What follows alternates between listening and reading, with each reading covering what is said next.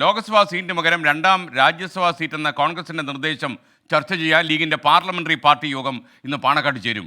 രാജ്യസഭാ seat വാഗ്ദാനം league തത്വത്തിൽ അംഗീകരിച്ചു കഴിഞ്ഞു. യോഗത്തിന് ശേഷം സംസ്ഥാന അധ്യക്ഷൻ സാദിഖ് അലി ശിഹാബ് തങ്ങൾ സ്ഥാനാർത്ഥികളെ പ്രഖ്യാപിക്കും.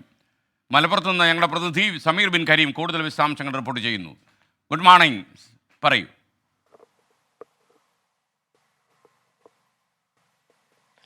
വെരി ഗുഡ് മോർണിംഗ് എസ്കേൻ. ഇന്നാണ് മുസ്ലിം ലീഗിന്റെ പാർലമെന്ററി പാർട്ടി യോഗം പാണക്കാട് ചേരുന്നത്. രാവിലെ 10 മണിക്ക് പാർട്ടി അധ്യക്ഷൻ പാണക്കാട് സാദിഖ് അലി ശിഹാബ് തങ്ങളുടെ അധ്യക്ഷതയിൽ അദ്ദേഹത്തിന്റെ വസതിയിൽ തന്നെയാണ് യോഗം ചേരുന്നത്.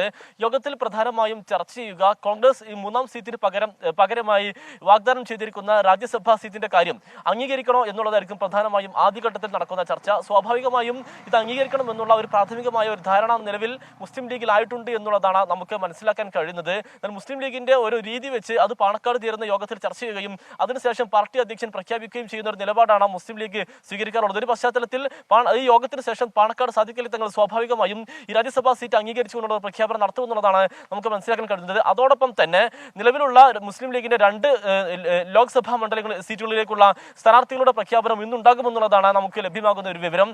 അതായത് മലപ്പുറത്ത് ET മുഹമ്മദ് ബഷീർ MP ആയിരിക്കും മത്സരിക്കുക. പൊന്നാനിയിൽ MP അബ്ദുൾ സമദ് സമദാനിയെ മത്സരിപ്പിക്കണോ, അതല്ല പ്രാതിനിധ്യം അവിടെ അല്ലെങ്കിൽ യുവാക്കളെ മത്സരിപ്പിച്ച് പകരം അബ്ദുൾ സമദ് സമദാനി രാജ്യസഭയിലേക്ക് അയക്കണം എന്നുള്ള കാര്യത്തിലൊക്കെ തന്നെ വിശദമായ ചർച്ച ഇന്ന് നടക്കുകയും ചെയ്യുമെന്നുള്ളതാണ് മനസ്സിലാക്കാൻ കഴിയുന്നത്. നേരത്തെ പല തവണ അനൌദ്യോഗിക ചർച്ചകളൊക്കെ തന്നെ ലീഗിൽ നടന്നെങ്കിലും പൊന്നാനിയുടെയും അതോടൊപ്പം തന്നെ രാജ്യസഭാ സീറ്റിന്റെ കാര്യത്തിലും ഒരു അന്തിമ തീരുമാനത്തിൽ എത്താൻ പാർട്ടിക്ക് കഴിഞ്ഞില്ല എന്നുള്ളതാണ് പ്രധാനപ്പെട്ടതായിട്ടുള്ള ഒരു കാര്യം. ഇന്നലെ ET മുഹമ്മദ് ബഷീർ MP ഒപ്പം തന്നെ PK കുഞ്ഞാലിക്കുട്ടിയും തുടങ്ങിയ നേതാക്കൾ പാണക്കാടെത്തി കോൺഗ്രസിലെ ഉഭയകക്ഷി ചർച്ചയുടെ വിശദാംശങ്ങളൊക്കെ തന്നെ പാണക്കാട് സാദിഖ് അലി തങ്ങളെ വളരെ വിശദമായി തന്നെ ധരിപ്പിച്ചിരുന്നു. പക്ഷേ ഇതുമായി ബന്ധപ്പെട്ട് പാണക്കാട് ശിഹാബ് തങ്ങൾ ഏത് തരത്തിലാണ് പ്രതികരിച്ചതെന്നുള്ള കാര്യത്തിൽ ഇതുവരെ ഒരു വ്യക്തത വന്നിട്ടില്ല. അതുകൊണ്ട് തന്നെ എന്ത് പ്രഖ്യാപനം ഒന്നുണ്ടാകും എന്നുള്ളതും ഏറെ നിർണായകമാണ്.